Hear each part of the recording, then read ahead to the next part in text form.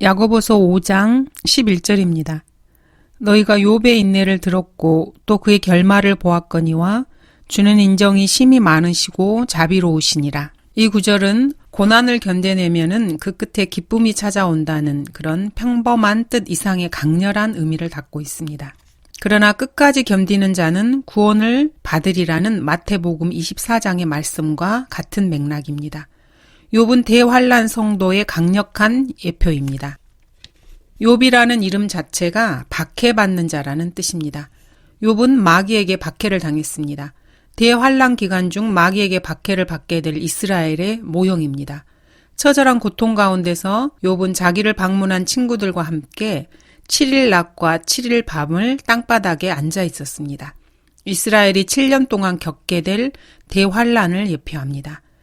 욥은 사해 남쪽의 에돔에 있는 우스 땅에 살고 있었습니다.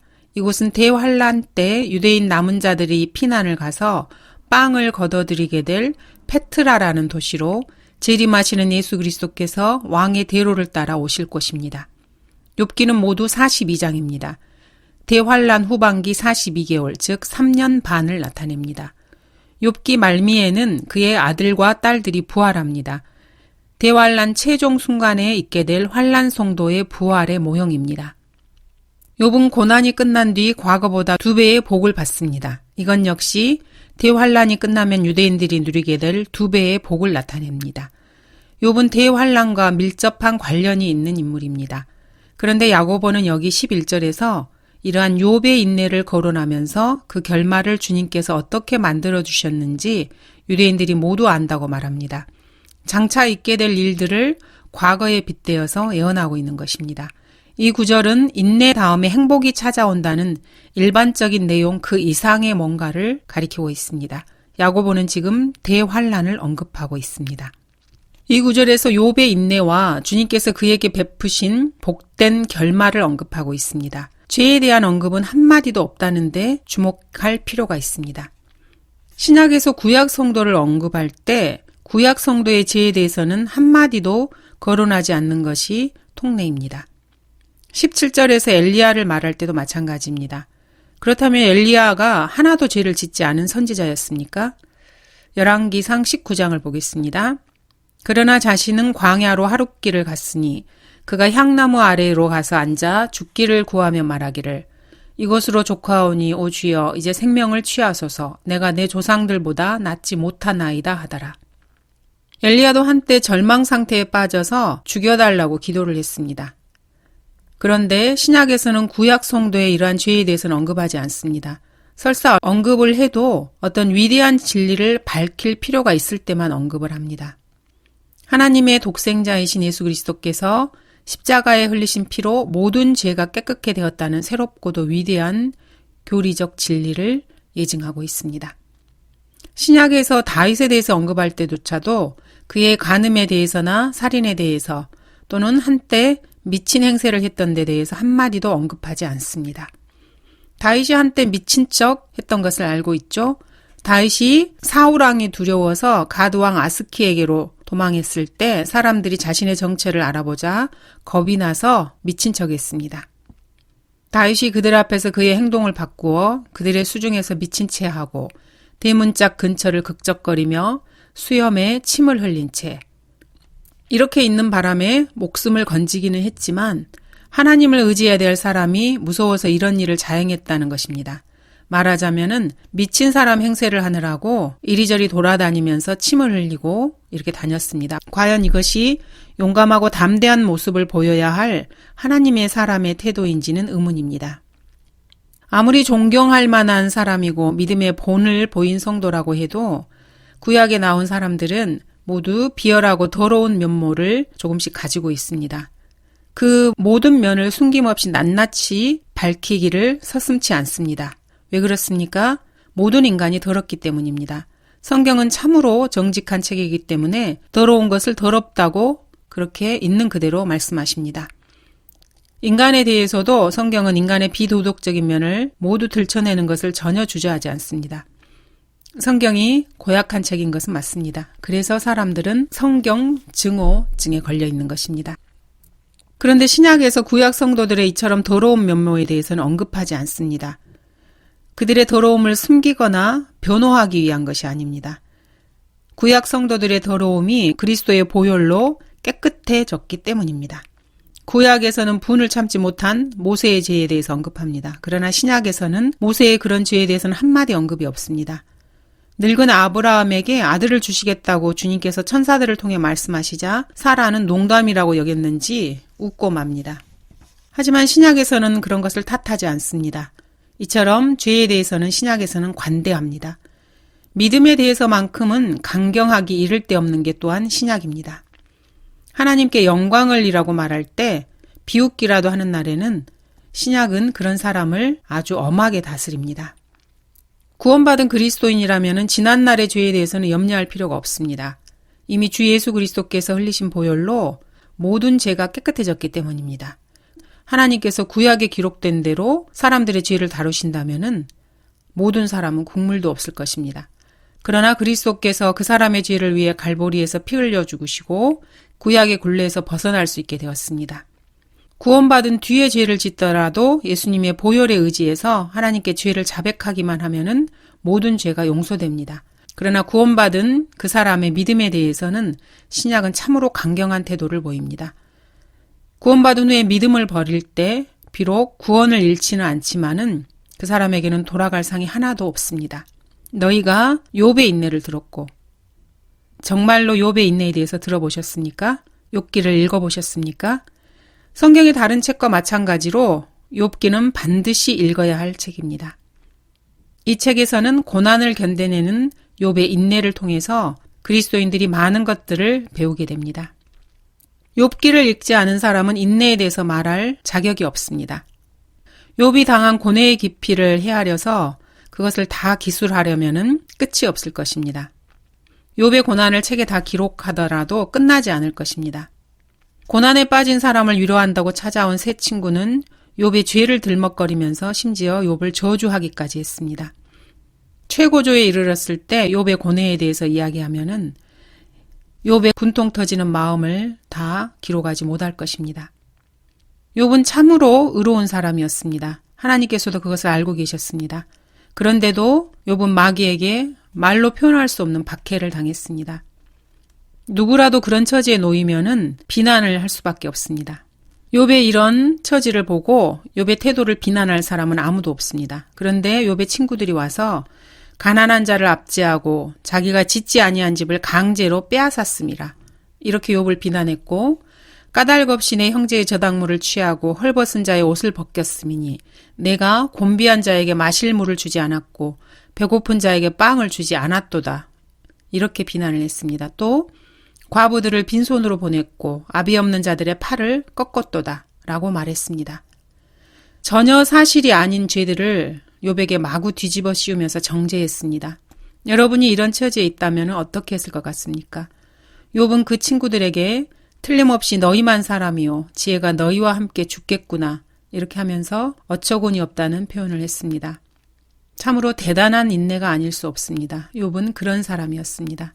욥은 모진 일이나 속이 뒤집히는 쓰디쓴 이런 말에 잘 참았습니다. 오죽했으면 신약 성경에서도 너희가 욥의 인내를 들었고 라고 언급했겠습니까? 실로 이 세상 어떤 사람도 욥의 인내를 능가할 수 있는 인내심을 가질 수는 없을 것입니다. 그러나 그렇게 했기 때문에 하나님께서는 그에게 이전보다 2배나 되는 큰 복을 내려주셨고 죽었던 아들들과 딸들을 모두 부활시켜 주셨습니다. 욥의 결말을 보면서 그리스도인들은 주는 인정이 심히 많으시고 자비로우시니라는 야고보의 말에 동의하지 않을 수 없습니다. 12절을 보겠습니다. 나의 형제들아 무엇보다도 맹세하지 말라. 하늘로도 말고 땅으로도 말며 어떤 다른 맹세로도 말지니라. 다만 너희는 이해할 것은 이해하고 아니라 할 것은 아니라 하여 정죄에 빠지지 않도록 하라. 자, 야고보는 나의 형제들아 무엇보다도 라는 이 말로 대환란 때 이스라엘이 반드시 지켜야 할 뭔가를 이제 역설하기 시작합니다. 야고보가 역설하는 말들은 예수 그리스도께서 마태복음에서 산상설교에서 역설하셨던 것에 버금갑니다. 먼저 야고보는 무엇보다도 맹세하지 말라고 말합니다. 하늘로도 땅으로도 맹세하지 말라고 말합니다. 하늘이나 땅을 담보로 함부로 맹세를 남발하지 말라는 것입니다. 왜 그렇습니까? 그 맹세를 지키지 못할 것이 뻔하기 때문입니다. 약속을 지키지 못하는 것은 인간의 속성입니다. 하물며 거기에 거룩하신 하나님을 갖다 대는 것은 두말할 여지가 없습니다. 다른 맹세로도 말지니라. 하늘과 땅뿐만 아니라 어떤 다른 곳으로도 그것을 빙자해서 맹세하지 말라고 경고합니다. 내 성을 가는 한이 있어도, 저 산이 무너지든지 바다가 마르더라도 이런 식으로 말하지 말라는 것입니다. 다만 예라고 대답했으면 정말로 예여야 하고 아니오라고 대답했으면 정말로 아니오라는 의미여야 합니다. 예라고 말해야 할 경우에 사실대로 예, 그렇습니다. 이렇게 말하고 하늘에 대고 맹세컨대 그렇습니다. 이렇게 말하지 말라는 것입니다. 아니오라고 말해야 될 경우에도 아니오라고 말하면 됩니다. 내 손에 장을 짓는다. 이런 따위의 말을 하지 말라는 것입니다. 무슨 제안에 동의를 하거나 어떤 일을 기필코 하겠다고 서약을 할 경우에도 네, 그렇게 하겠습니다. 이렇게 끝나야 됩니다. 하늘이 두 쪽이 나더라도 반드시 그렇게 한다. 이런 식으로 해서는 안 됩니다. 하나님께 맹세한다. 지옥에 가더라도 정말로 한다. 이런 식으로 말을 하지 말라는 것입니다. 예라고 말했으면 정말 예만 하면 되고 아니오라고 말했으면 정말로 아니오라고 하면 됩니다. 사람이 누군가를 저주하거나 맹세할 때 하늘이나 땅이나 다른 어떤 것을 끌어들여서 자신의 결의를 표명하는 수가 많이 있습니다. 그만한 이유가 있습니다. 사람들은 걸핏하면은 하늘에 맹세코 너희가 너를 가만 놔두지 않겠어. 지옥에 쫓아가서라도 어떻게 하겠어. 이런 말을 하는 것을 좋아합니다. 사람이 이처럼 하늘이나 땅이나 다른 것을 끌어다가 자신의 그런 마음을 표현하는 것은 자기 자신에게 아무런 권위가 없다는 것을 사실 보여주는 것입니다. 인간이 뭐라고 결단을 나타내고 결의를 표명하더라도 인간에게는 전혀 권위가 없습니다.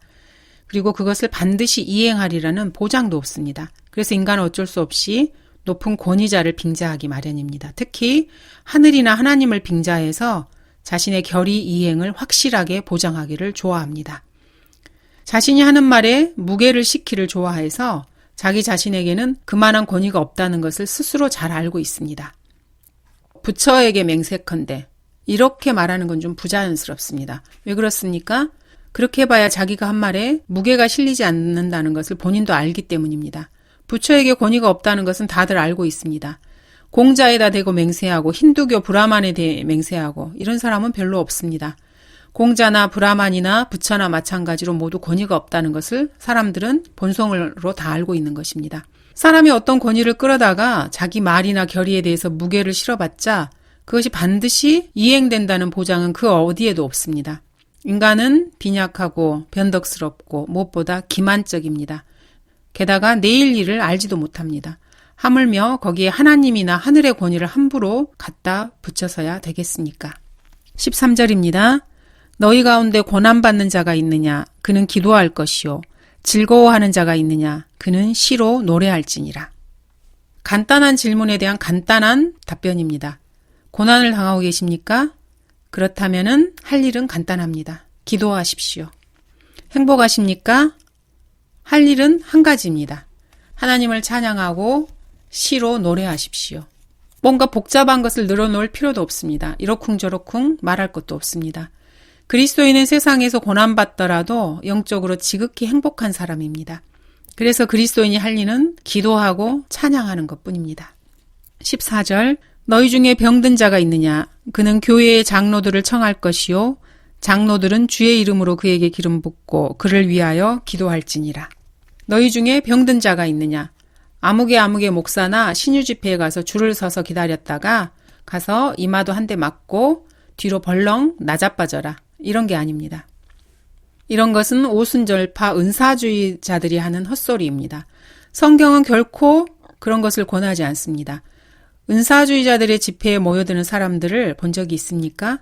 그리스도인이라고 자처하면서도 성경 한번 읽어보지 않은 뻔뻔스러운 사람들이 어떻게 생겼는지 보고 싶으면 오순절 교회의 은사주의 교회에 가보시면 됩니다. 사복음서와 신약성경 그 어디를 봐도 신유 집회를 열고 병 고치는 일을 하라는 그런 이야기는 없습니다. 너희 중에 병든 자가 있느냐? 그는 교회의 장로들을 청할 것이요. 병든 사람에게 신유 집회를 열고 은사주의 목사에게 찾아가라고 말하는 것이 아닙니다. 병들어 앓고 있다면은 자기 자신이 다니고 있는 교회 목사나 영적 지도자들을 집으로 초청해서 기도해달라고 부탁하라고 권면하고 있습니다. 그러면 영적 지도자들은 초청에 응해서 병자의 집에 찾아가서 주의 이름으로 그에게 기름을 붓고 그를 위하여 기도할지니라 이렇게 명하고 계십니다. 그러지 말고 목요일 신유집회에 와서 교회 강단에서 축사를 하면은 목사한테 한 대 얻어맞고 매트리스로 벌렁 나자빠지시면 됩니다. 바쁜 우리가 어떻게 당신을 찾아가겠습니까? 이래봬도 목사인데 이렇게 말하라고 하지 않습니다. 환자의 집으로 찾아가도 기도할진이라고 명하고 있습니다. 귀신을 쫓아내라고 말하고 계시지 않습니다. 장로들이라고 말하고 있지 용한 신유의 은사를 가진 어떤 특정한 사람이라고 말하고 있지 않습니다. 평소에 기도를 많이 하고 하나님과 교제하면서 주님과 동행하는 삶을 살고 있는 교회의 영적 지도자들이 여러 명 모여서 병자의 치유를 위해서 하나님께 기도하면은 그 기도에는 능력이 따르기 마련입니다. 의인의 효과적이고 열렬한 기도는 역사하는 힘이 많으니라. 기도를 무턱대고 하는 것이 아닙니다. 병을 치유하기 위해서 서로 잘못을 자백하고 치유를 위하여 서로 기도하라고 명령하고 계십니다. 이것이 성경적인 치유의 방식입니다. 이 말씀을 무시하고 여기에서 벗어나면은 오순절파 은사주의자들처럼 병을 고친다고 난장판을 벌리게 됩니다. 성도들 가운데 누가 몸이 아파서 누워있는 사람이 있으면은 그에게 찾아가 둘러앉아서 서로가 하나님께 잘못을 낱낱이 자백합니다. 그리고 나서 몸이 아파 있는 형제를 위해 열렬히 기도합니다. 이것이 치유를 위한 효과적인 기도 방식입니다. 병든 사람이 치유받기 위해서 취해야 될 조치는 이렇습니다. 누군가 아파 누워 있습니다. 먼저 병자부터 기도하는 것입니다. 설사 병원 의사에게 치료를 의뢰할지라도 늘 하나님께 기도를 해야 합니다. 역대기상 16장에 보면은 유다왕 아사는 병이 들자 의사에게 치료를 맡긴 채 하나님께 기도하지 않고 그냥 있는 바람에 죽고 맙니다. 아사왕은 아마도 발병쯤이야 하나님께 기도할 필요가 없고 의사에게 맡기면 그만이라고 생각했던 모양입니다. 그 결과 죽었습니다. 살고 싶다면 먼저 하나님께 치유를 구해야 합니다. 몸이 아프면 아무리 가벼운 병이라도 제일 먼저 하나님께 기도해야 합니다. 어떤 사람은 어디가 조금만 아파도 부르르 떨면서 병원으로 달려가거나 약국으로 뛰어갑니다.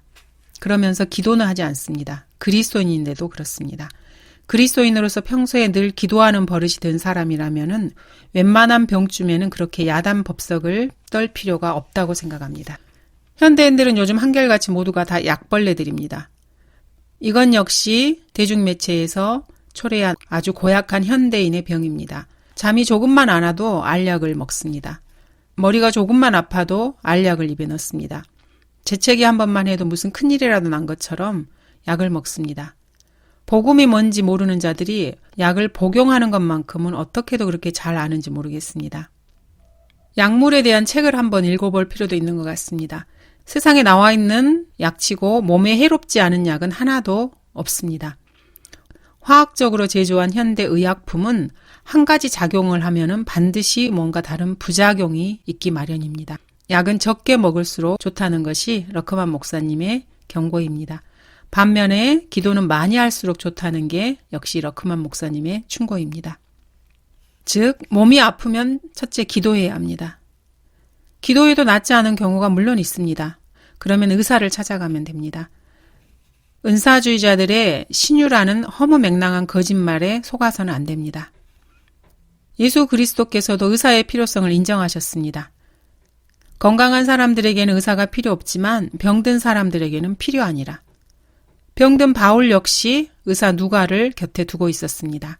사랑하는 의사 누가와 데마가 너희에게 문안하느니라. 1972년 버지니아주의 어느 은사주의자는 마가복음 16장의 말씀대로 하다가 아들과 함께 독사에 물려 죽은 사건이 발생했습니다. 믿는 자들에게는 이러한 표적들이 따르니니 즉 내 이름으로 그들이 마귀들을 쫓아내고 또 새 방언들로 말하리라. 그들은 뱀들을 집을 것이요 어떤 독을 마실지라도 결코 해를 입지 않을 것이며 병자에게 안수하면 그들이 회복되리라. 이 말씀이 교리적으로 어느 시대에 적용되는지 몰랐던 이 철부지들은 독사를 손에 짚고 아들에게도 독사를 손으로 짚게 해서 뱀에게 물려 그 자리에서 둘 다 죽었습니다. 이런 유사한 사고가 미국에서 심심치 않게 일어납니다. 한 번은 엘라바마주에서 어린 소년이 길에서 트럭에 치였습니다. 트럭 운전수가 그 아이를 안고 병원으로 달려가는데 은사주의 목사였던 소년의 아버지가 그것을 거부했습니다. 아들을 그 자리에 눕혀놓으라고 소리쳤습니다. 자기가 안수기도해서 소년을 살리겠다는 것입니다. 잠깐의 실랑이가 벌어졌지만 트럭 운전수는 하는 수 없이 그들을 남겨놓은 채 경찰서로 달려가 신고하고 도움을 요청했습니다. 경찰이 와보니까 소년은 이미 숨이 넘어가고 있었습니다. 앰뷸런스에 싣고 병원으로 달려갔지만 때는 이미 늦었습니다. 소년의 아버지였던 목사가 그런 무모한 짓만 하지 않고 트럭 운전수의 말대로 병원으로 당장에 달려갔더라면 살릴 수 있었을 것입니다. 그 소년은 은사주의 목사였던 아버지의 말도 되지 않은 믿음 때문에 희생당한 것입니다. 사건 후 트럭 운전사는 기소되지 않았습니다. 그는 자신이 할 일을 다했습니다. 그 소년은 그릇된 비성경적 은사주의 맹신 때문에 목숨을 잃었습니다. 사람을 살린다고 그 누구도 주님께서 마련해 놓으신 것을 무시할 권리는 없습니다. 의사와 의학도 하나님의 은총이라는 것은 상식에 속한 일입니다. 이것을 모르는 사람은 없습니다. 그런데도 은사주의자들처럼 이것을 부인하고 거부하는 것은 주님을 내쫓고 그 자리에 자신들이 들어서려고 하는 자들입니다. 의사도 병든 사람들에게는 필요합니다. 주님께서도 분명히 말씀하셨습니다. 일생 동안 병을 달고 살았던 바울 곁에 의사 누가가 늘 붙어 있어야 했던 이유가 바로 이것입니다. 바울이 숨을 거둘 때 그의 곁에는 의학 박사 누가 혼자서 임종을 지키고 있었습니다. 병에 따라서는 의사도 못 고치는 병도 아주 많습니다. 그러나 하나님께 기도하기를 멈추지 말아야 합니다. 낫지 않으면은 기도하고 또 기도하면 됩니다. 교회에 연락해서 목사를 비롯한 영적 지도자를 초청하십시오.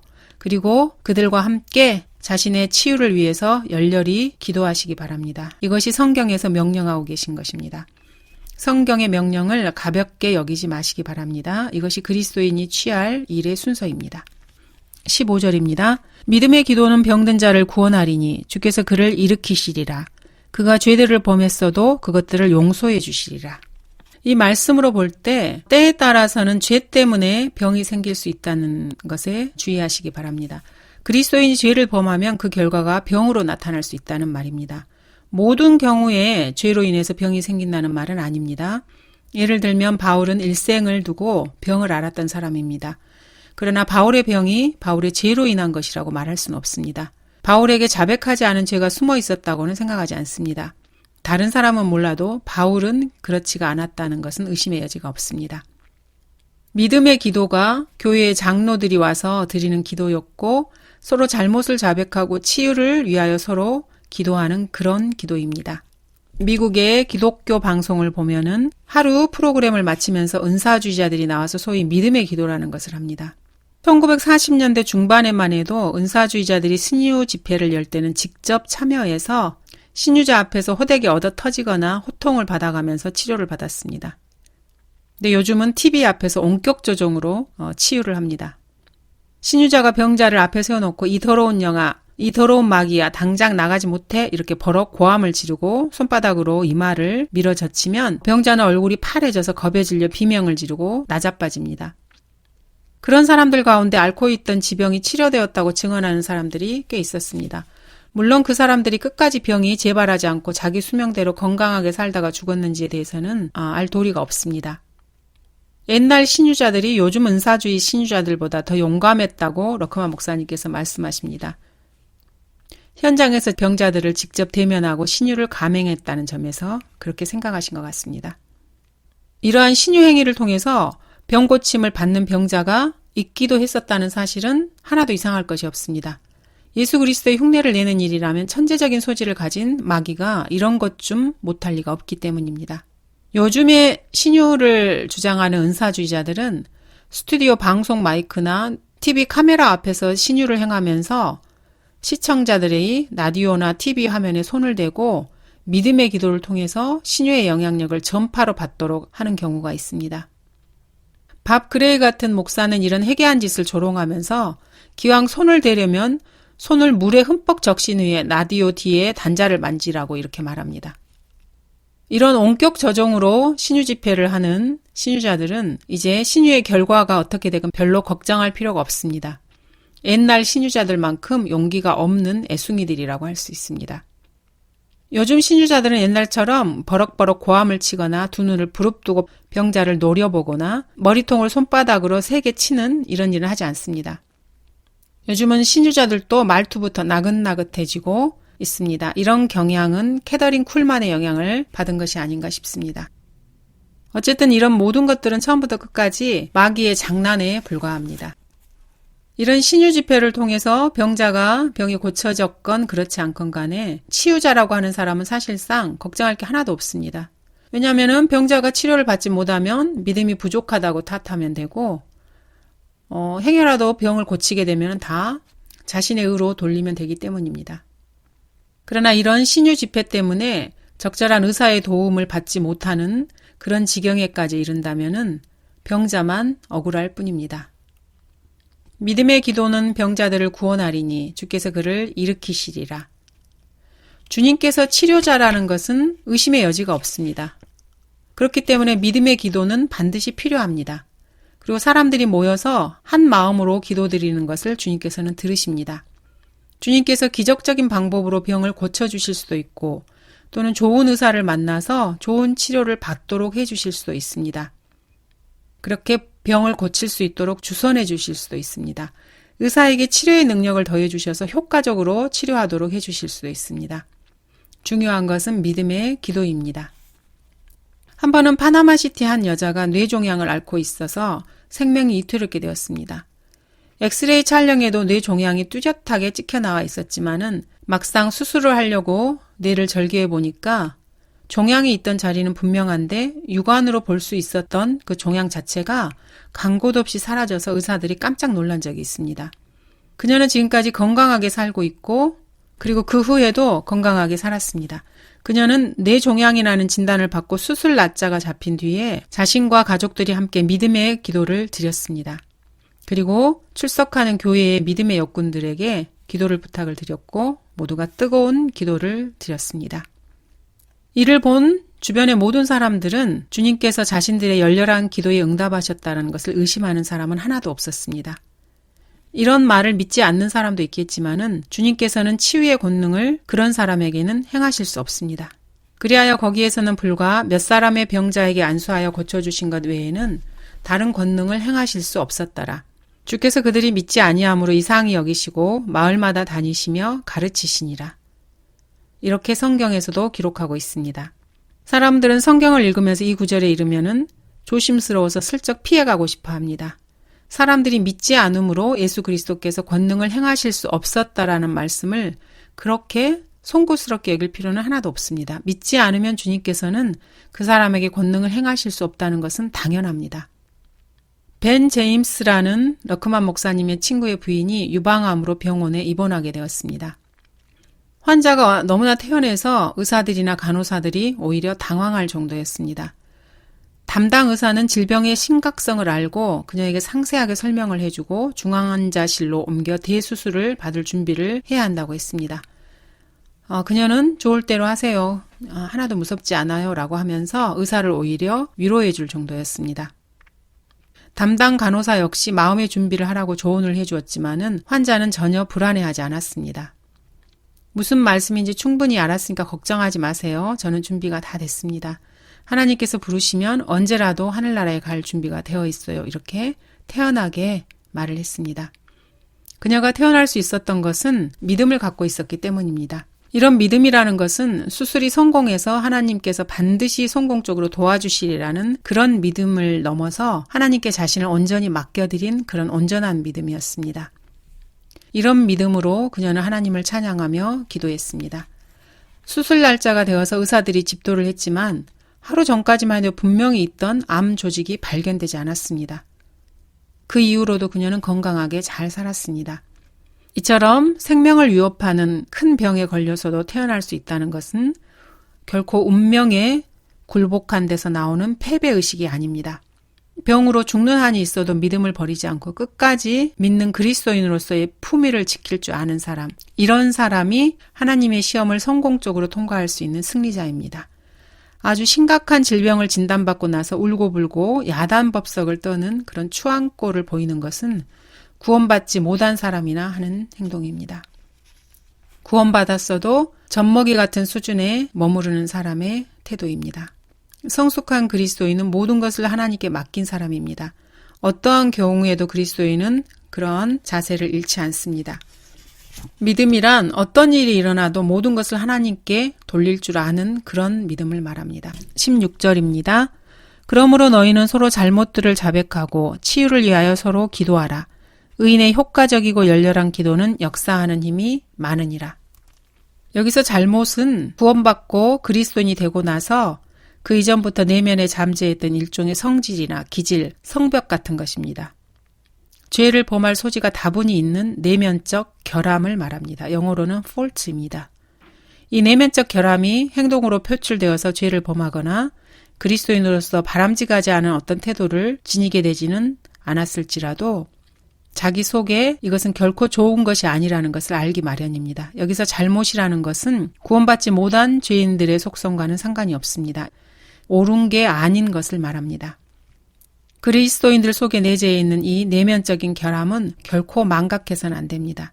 이 기질이 구체적인 행동으로 표출되어서 죄를 짓게 될지 모르기 때문입니다. 그러면서 별로 신경 쓰지 않고 걱정되지도 않는 게 또 이 잘못인지라 그리스도인들은 여기에 부담을 느끼지 않는 것이 보통입니다. 17절입니다. 엘리야는 우리와 같은 성정에 속한 사람이지만 비가 오지 않기를 간절히 기도하였더니 3년 6개월이나 땅에 비가 오지 않았고. 겉으로 이 구절은 엘리야에 대해서 언급하고 있는 것처럼 보입니다. 사실 대환란 기간 후반기 3년 반 동안에 있게 될 일을 언급하고 있습니다. 17절에 엘리야는 대환란 기간에 등장하게 될 엘리야를 말합니다. 18절의 비는 앞서 7절에서의 이른 비와 늦은 비와 같은 맥락입니다. 다시 기도하였더니 하늘이 비를 내려 땅에 열매를 내었느니라. 땅에 열매를 내었느니라는 말씀은 실질적인 땅에서 농사로 인해 열매를 맺는 것뿐만 아니라 이스라엘의 민족적 회복을 말합니다. 19, 20절입니다. 형제들아, 너희 가운데 누가 진리를 떠나 과오를 범할 때 누군가가 그를 회심하게 한다면 그 죄인을 자신의 잘못된 길에서 돌아서게 하는 그 사람은 한 사람의 혼을 사망에서 구원하게 될 것이며 수많은 죄들을 덮게 되리라는 것을 그로 하여금 알게 하라. 이 구절을 둘러싸고 많은 혼란이 있습니다. 19절에서 누가 진리를 떠나 과오를 범할 때 누군가가 그를 회심하게 한다면 이것을 그리스도인이 구원받았다가 죄를 짓고 구원을 상실하게 된 사람이 있을 때 회심시켜서 다시 구원을 회복한다면 이런 식으로 터무니없이 해석하는 자들이 있습니다. 이런 자들을 경계해야 합니다. 형제들아, 너희 가운데 누가 이것을 그리스도인들아, 너희 가운데 누구라도 구원받은 한 형제가 이런 식으로 읽는 것입니다. 잘못된 것입니다. 구원을 상실한 그리스도인 형제를 누군가가 회심시켜서 다시 구원을 회복토록 해준다면 이런 식으로 이 글을 잘못 읽는 것입니다. 이것은 성경 구절을 잘못 비트는 것입니다. 그 죄인을 자신의 잘못된 길에서 돌아서게 하는 그 사람은 이 구절에 대해서도 그리스도인이었다가 구원을 상실해버렸을 때 그 잘못된 길에서 그 죄인을 다시 구원의 길로 돌아서게 하는 사람은 이렇게 읽는 사람이 있습니다. 한 사람의 혼을 사망에서 구원하게 될 것이라는 말씀은 지옥으로 갈 수밖에 없게 된 그 사람의 혼을 지옥으로부터 구출하게 될 것이며 이렇게 잘못 해석합니다. 그리스도 안에 들어와 있는 형제라 해도 구원을 상실할 수 있고 그 결과 그리스도인도 지옥으로 가게 될 위험이 있다고 이렇게 잘못 성경을 해석합니다. 그러나 그것은 잘못된 해석입니다. 올바른 해석은 아주 간단합니다. 여기 형제들아 라고 부르는 것은 이스라엘의 12지파라는 사실을 잊어서는 안 됩니다. 누가 진리를 떠나 과오를 범할 때 여기서 누가는 대환란 시대의 유대인을 말합니다. 누군가가 그를 회심하게 한다면 여기서 누군가 역시 대환란 시대에 살고 있는 누군가입니다. 이 구절에서 형제란 유대인 형제를 말합니다. 마태복음 25장은 엘리야의 비가 막 내린 뒤에 주님께서 방금 재림하셔서 보좌에 앉아 계신 대환란 끝을 언급하는 장입니다. 마태복음 25장 40절을 보면은 형제가 누구인지 분명하게 드러납니다. 그러나 왕이 대답하여 그들에게 말하기를 진실로 내가 너희에게 말하노니 여기 내 형제 가운데 가장 작은 자 하나에게 한 것이 곧 나에게 한 것이니라 하리라. 이 구절에서 왕께서 내 형제라고 지칭하는 것은 대환란 시대의 유대인입니다. 재림하신 주님께서 대환란 기간 중에 다른 민족이 유대인들에게 어떻게 대우했는지를 따지는 부분이 마태복음 25장입니다. 주님께서는 유대인을 내 형제라고 말씀하십니다. 마태복음 28장 10절에서도 그렇습니다. 그러자 예수께서 그들에게 말씀하시기를 두려워 말라. 가서 나의 형제들에게 갈릴리로 가라고 말하라. 그리하면 그들이 거기서 나를 보리라고 하시더라.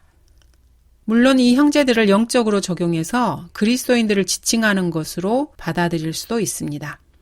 주님께서도 내 모친과 형제들은 하나님의 말씀을 듣고 그것을 행하는 사람들이라고 말씀하십니다. 이 구절에서 형제들을 그리스도인들이라고 말하는 것은 두말할 것도 없이 영적인 적용에 해당합니다. 그러나 여기 야고보서 5장에서 형제들이라는 것은 혈로나 육으로나 유대인, 바로 그들을 지칭하는 것입니다. 그러므로 본문은 대환란 때에 유대인 개개인들이 회심하는 것에 대해서 말하는 구절입니다. 감사합니다.